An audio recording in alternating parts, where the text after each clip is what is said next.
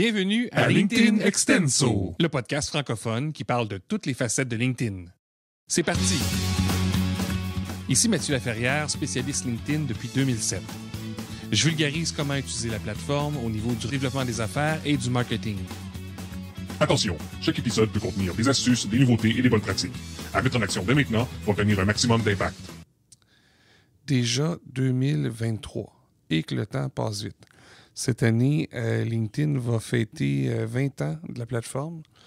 Donc, c'est quand même une étape importante. Et pendant que je faisais mon analyse de fin d'année 2022, analyse début 2023, j'ai réalisé que le podcast avait 1 an, puis je ne l'ai même pas mentionné, j'ai rien fait avec ça. Donc, je vais essayer d'être plus alerte pour la prochaine année. D'ailleurs, on termine le défi J'envoie 2022. Si vous avez suivi les derniers épisodes, ça s'est étiré sur 1 an. À quelque part, en cours de route, pour moi, c'est devenu clair que j'allais finir en janvier 2023 pour que ça fasse du sens. Donc, il reste 2 épisodes. Celui-ci se veut une analyse de l'évolution de LinkedIn au cours des dernières années et peut-être quelques prédictions pour 2023. Et le prochain épisode va être la fin de J'envoie. Ça va être un peu comme mon analyse de la saison.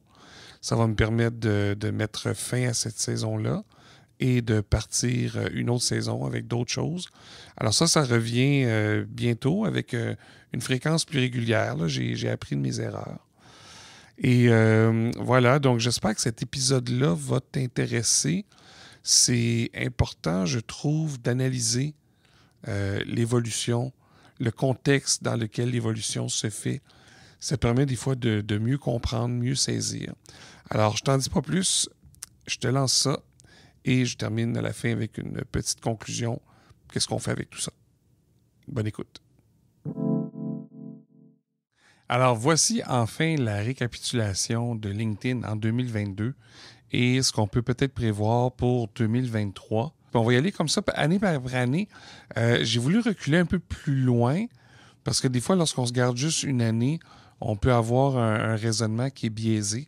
Donc, je suis remonté à 2019, puis on va regarder l'évolution de différentes fonctionnalités au fil du temps. Puis ça va nous donner une bonne idée là, de ce à quoi on peut s'attendre. Puis avant de débuter, ce que j'aimerais te présenter, c'est le contexte qui a évolué aussi. Donc, si on part avec le contexte, en 2019, il y avait déjà la mention de pénurie de main-d'œuvre. C'était limité à certains secteurs, c'était pas partout, mais c'était quand même là. Je me souviens avoir fait un panel à Montréal sur le sujet. Donc, ça, c'est là. Et déjà en 2019, il y avait une certaine migration de gens qui quittaient Facebook et même Instagram pour aller vers LinkedIn parce que on se rappelle, en 2018, il y avait le problème des données. Il y a des données qui ont été utilisées à mauvais escient, si on peut dire, en dehors de Facebook. Donc, il y avait de la méfiance. Puis aussi que de plus en plus, c'était difficile d'avoir de la visibilité au sein de la plateforme. Il fallait payer.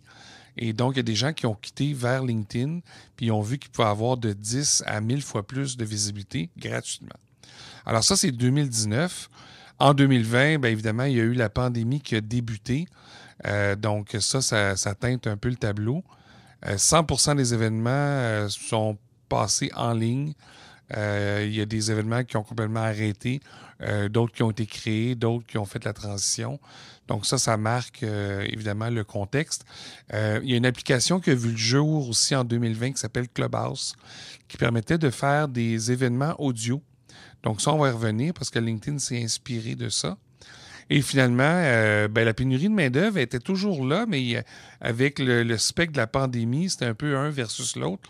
On entendait un peu moins parler en 2020, je pense, parce que tout le monde se questionnait sur ce qui allait arriver. Alors ça, c'est 2020. 2021, évidemment, la pandémie se poursuit. Au fur et à mesure que la situation évolue, il y a des événements qui reviennent à l'affiche. Évidemment, c'est timide, c'est un peu limité.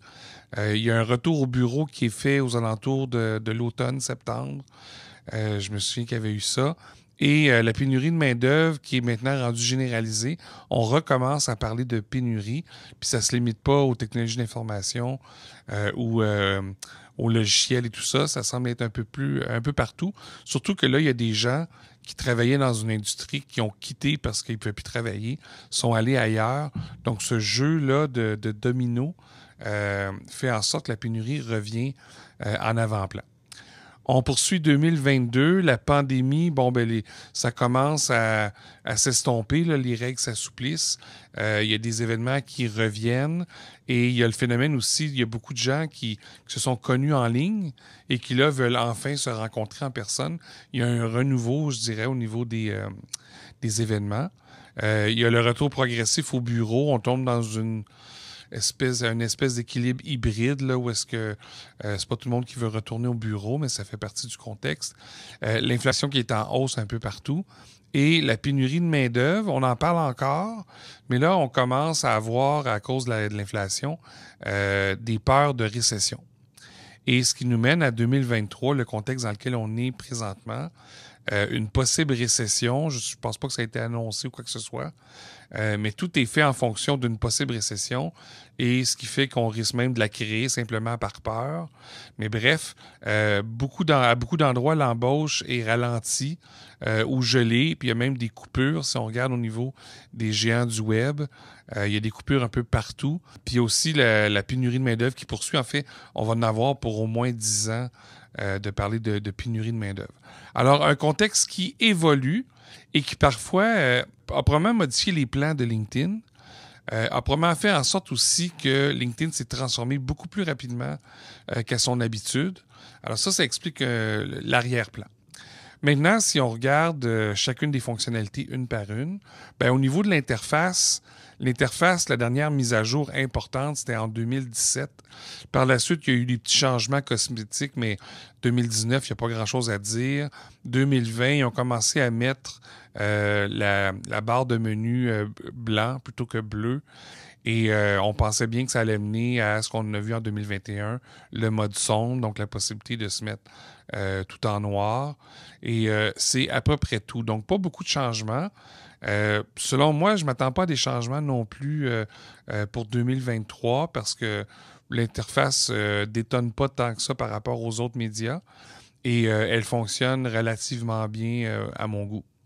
Donc, pour l'interface, je pense pas qu'il va y avoir des changements. Au niveau du profil, la même chose est arrivée. Là, il y a eu une grosse refonte en 2017. 2019, il n'y a pas grand-chose à mentionner. 2020, il y a eu des améliorations qu'on pouvait faire au niveau du téléphone. Enregistrer son nom, par exemple. Ça, c'était possible. Il y a les rubans Open to Work et Hiring dans le cadre de la pandémie là, qui ont été ajoutés pour aider les gens à se trouver des emplois ou trouver des candidats. Et on a eu la possibilité d'ajouter des médias dans ma sélection. Ça, c'était quand même un élément important. La refonte avait fait en sorte que les médias étaient disparus. On ne peut pas en mettre tant que ça en avant-plan. Là, ça revient. Puis j'aime beaucoup la forme que ça a. C'est très gros. On peut mettre des images, on peut mettre du texte. Donc ça, c'est quand même positif.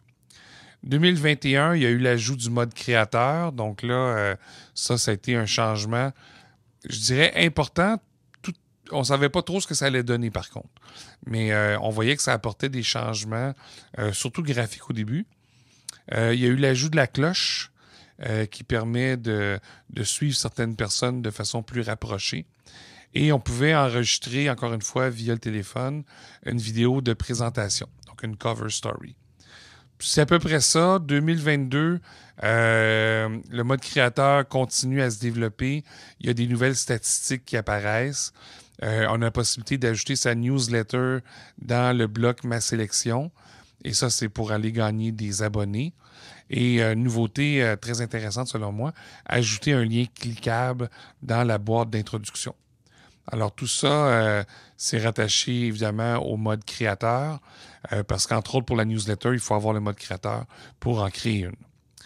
Pour 2023, qu'est-ce qu'il pourrait avoir comme modification? Difficile à dire. Il y a plusieurs choses qui existaient avant qui ne sont plus là. Exemple, la possibilité de choisir soi-même l'ordre des sections, des choses comme ça, mais je ne m'attends pas à grand-chose en 2023, surtout avec les coupures et tout ça. C'est pas nécessairement l'endroit où est-ce qu'on peut apporter des changements importants. Au niveau de la messagerie, ça, il y a eu quand même une évolution. Ça faisait longtemps que la messagerie existe sous sa forme. 2019, on a ajouté la possibilité d'envoyer des messages vidéo toujours via le téléphone. On a eu la possibilité de 2020 de réagir avec des emojis. Donc ça, c'était une nouveauté intéressante. La possibilité de lancer une visioconférence en mode natif. C'était déjà possible avec Teams et avec Zoom. Le LinkedIn s'ajoute à ce niveau-là. Donc ça, c'est pour 2021. 2022, il y a une nouveauté qui est apparue en fin d'année qui était une messagerie divisée en deux. C'est encore en déploiement. C'est pas tout le monde qui l'a, mais ça permet d'avoir une partie qui est plus focus sur les messages importants et une autre qui est tout le reste, après des emails, par exemple, ou des messages qu'on ne considère pas intéressants. Donc, il y a eu ça comme changement. On poursuit avec les groupes. Les groupes, c'est une des fonctionnalités qui existe depuis quasiment le début de LinkedIn, si ce n'est pas le début. Il y a eu beaucoup de changements. Les groupes étaient très forts en 2012 et peut-être 2015. Ensuite, LinkedIn a apporté plein de changements au niveau des groupes avant de se faire racheter par Microsoft. Et les groupes, c'est devenu un peu n'importe quoi. Mais on espère toujours que ça va revenir. Puis en 2019, il y a des changements qui ont été apportés qui laissaient croire que ça pouvait revenir. Alors, notification de nouveaux posts pour savoir ce qui se passe dans le groupe. Retour de la modération des nouveaux posts. Ça, c'est pour les administrateurs. Et la possibilité de recommander un post aux membres. Donc, des fonctionnalités qui sont intéressantes, pas suffisantes, mais quand même intéressantes. Assez pour se dire, est-ce que les groupes reviennent? Puis en 2020, ça laissait présager ça. Mais je crois que la pandémie a changé les plans. Et ça a été laissé en plan. Donc non, il n'y a pas eu le retour des groupes comme on pouvait l'espérer. Par contre, en 2021, il y a eu le retour des statistiques dans les groupes. Donc, l'espoir tenait à pas grand-chose. Mais ça, c'était intéressant de voir que ça revenait. 2022, on a vu le retour du mot de bienvenue automatique. Donc, pour 2023, étant donné que je ne m'attends pas à de nouvelles fonctionnalités, j'espère que ce qui était prévu pour 2020 va finalement arriver au niveau de 2023. J'ai mes propres idées là, de ce qui pourrait arriver. En fait, toute fonctionnalité qui existe pour les profils et pour les pages devrait être disponible pour les groupes. C'est ça qui serait magique. Dans les groupes, de pouvoir faire des lives, de pouvoir envoyer une newsletter. Toutes ces fonctionnalités-là seraient hyper intéressantes et pourraient aider à faire revivre les groupes. On poursuit avec la page. La page a eu quand même une évolution au fil des 4 dernières années. Il y a eu la fonctionnalité de pouvoir inviter des contacts à suivre la page. C'est arrivé, c'est reparti, c'est arrivé, c'est reparti.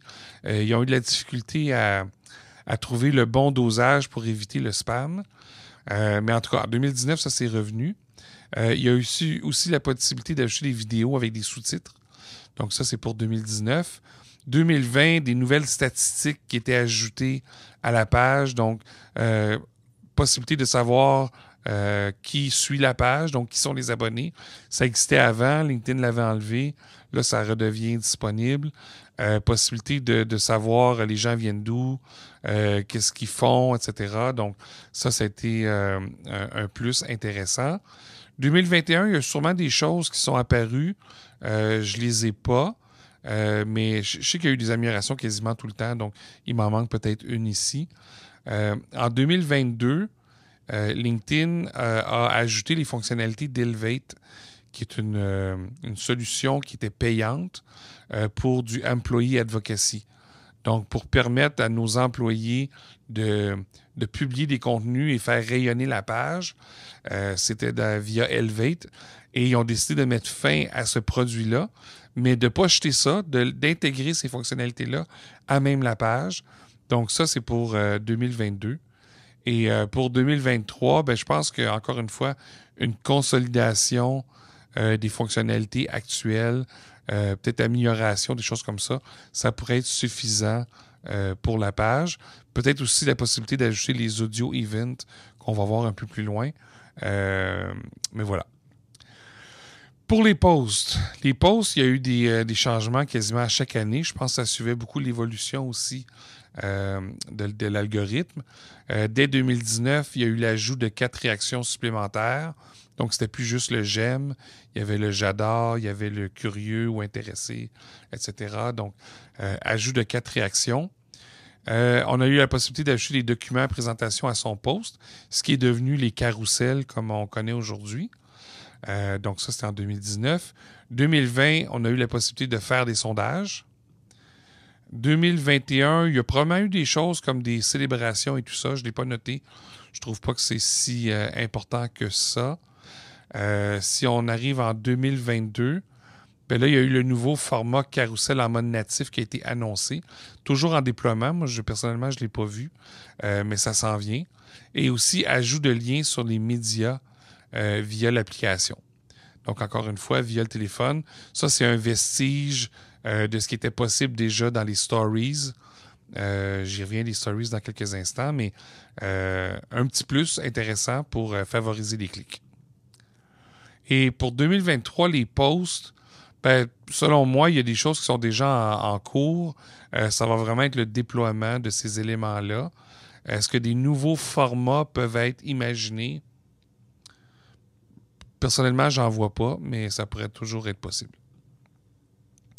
Event, une fonctionnalité qui a vu le jour avant 2019, qui a été rendue disponible pour les pages en 2020, qui a favorisé une intégration plus étroite avec LinkedIn Live et il y a une fonctionnalité aussi qui a été ajoutée, c'est qu'on pouvait rechercher parmi les événements. Donc, 2020, on se rappelle, la majorité des événements se retrouvent en ligne. Donc, LinkedIn a mis beaucoup l'accent sur les événements ici, ce qui a été une bonne chose, c'est un bon move de leur part. 2021, je n'ai pas noté grand-chose. 2022 non plus. 2023, ça va se poursuivre. C'est sûr qu'en tant que créateur d'événements, on voudrait parfois un peu plus de contrôle. On verra ce que LinkedIn va nous proposer. Je ne m'attends pas à des très grandes nouveautés à ce chapitre. Live, c'est une nouveauté de 2019. En 2020, c'est rendu disponible pour les pages. Par la suite, il n'y a pas eu grand-chose. Et ça, c'est justement une des fonctionnalités qui mérite peut-être un retour. Il y a encore des bugs à l'occasion et tout ça. Peut-être même que LinkedIn pourrait offrir sa propre plateforme. On n'aurait plus besoin de passer par un logiciel tiers comme StreamYard. Donc ça serait intéressant. Ça, je m'attends à ça pour 2023. La newsletter, qui est une fonctionnalité qui existait en bêta, je pense, dès 2018, mais qui est devenue une nouveauté en déploiement pour les profils en 2019. Moi, c'est à peu près dans ces eaux-là que je l'ai eu au début 2020. La newsletter, ça a pris quasiment 3 ans pour qu'elle soit disponible pour les pages. Et comme je mentionnais, bien évidemment, si c'était rendu disponible aussi pour les groupes, ça serait un gros plus parce que ça permet l'envoi d'emails. Et c'est ça qui est intéressant ici. Il n'en reste pas beaucoup. Les stories, fonctionnalité qui a vu le jour en 2020, probablement un très mauvais timing pour eux. Le fait de se ramasser chacun chez soi a peut-être fait en sorte qu'on n'a pas eu le fonctionnement qu'on espérait pour les stories. Ça ne générait pas beaucoup de visibilité. Donc, dès la fin 2021, ça a été retiré, autant pour les profils et les pages. Ils ont mentionné que ça allait revenir sous une autre forme. On n'a pas eu de nouvelles depuis. Donc, peut-être qu'en 2023, on saura c'était quoi ce format-là. Mais j'en doute. Et il nous reste les audio events, je crois.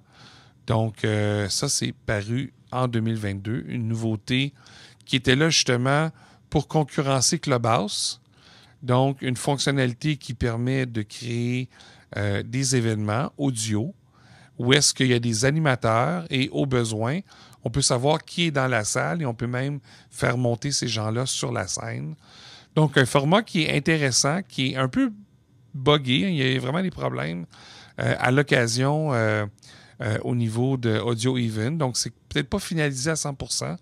Il y a des améliorations potentielles, mais j'ai l'impression que le retour au bureau fait en sorte que c'est moins intéressant, le développement. Il y a peut-être l'utilisation qui n'a pas été aussi forte que prévu. On est peut-être arrivé trop tard dans le marché. Je ne sais pas. Il faut le revoir pour la suite. Moi, personnellement, j'ai beaucoup aimé l'expérience des audio-events, puis j'aimerais ça que ça se poursuive et même que ça s'intègre avec la notion de podcast. Les podcasts sont en croissance depuis plusieurs années et ça serait une avenue intéressante pour 2023. Finalement, tout dernier, LinkedIn nous a surpris avec ça. On parle de 2022, nouveauté pour les profils et les pages. Alors ça a été ajouté et probablement que ça sera disponible ici, en fait pas pour les pages, mais pour les articles. Ça serait le fun de pouvoir avoir ça. Ça serait intéressant d'avoir ça aussi au sein des groupes. Donc, on voit, si on regarde l'évolution, LinkedIn a essayé de proposer des solutions pour répondre aux besoins de ses membres. Des fois, ça a été au mauvais moment. Des fois, ça a été un peu trop tard. D'autres fois, ça a été parfaitement au bon moment. Donc ça, c'est vraiment... on tire quasiment le dé dans les airs, puis on espère que ça va bien fonctionner. Pour 2023, on parle d'une récession, on parle de coupures, on parle de gens qui retournent au bureau, etc. Je crois que l'accent va être mis beaucoup plus sur des fonctionnalités existantes qu'on peut améliorer versus des nouvelles fonctionnalités qui pourraient être un pari risqué si on regarde la feuille de route des dernières années. Alors, c'est ça mon résumé pour 2022-2023. Au final, ça peut laisser un peu perplexe. Ça part dans toutes les directions, dans le fond. Et ça peut même faire peur des fois pour dire, qu'est-ce que je fais finalement? Qu'est-ce que j'utilise? Et moi, je vais résumer ça très simplement. Si tu débutes avec ton objectif, comme pourquoi tu veux utiliser LinkedIn? C'est quoi les objectifs que tu veux atteindre? Si tu te questionnes sur ton persona, puis ce que lui aime, où est-ce qu'il est, tout ça. Si tu crées ton profil pour répondre aux besoins de tes personas et puis pour atteindre tes objectifs, si tu bâtis ton réseau pour t'aider à atteindre tes objectifs puis à rejoindre les personas, il va te rester à choisir tes tactiques. Si tu veux faire principalement du réseautage, c'est des tactiques de mise en relation, c'est plutôt simple. Si tu veux l'utiliser pour faire des affaires, là, tu as 3 choix. Tu as le fait de faire du marketing de contenu, donc de publier des contenus. Tu as le fait de faire de la prospection, et donc là, tu pars à la chasse. Tu cherches des gens, ça peut être des candidats, ça peut être des clients. Et sinon, tu utilises la publicité parce que tu as un budget et tu veux obtenir des résultats plus rapidement. C'est ça tes 3 options. Par la suite, c'est le passage à l'action puis c'est mesurer les résultats. C'est plutôt simple. Donc, oui, il y a plein de fonctionnalités, mais le choix des fonctionnalités, ça part de qu'est-ce que j'aime, qu'est-ce que je veux accomplir, les gens que je vise, comment je peux les rejoindre. C'est à peu près ça. Alors, merci de ton écoute. Je te souhaite une belle fin de journée. Puis on se reparle bientôt.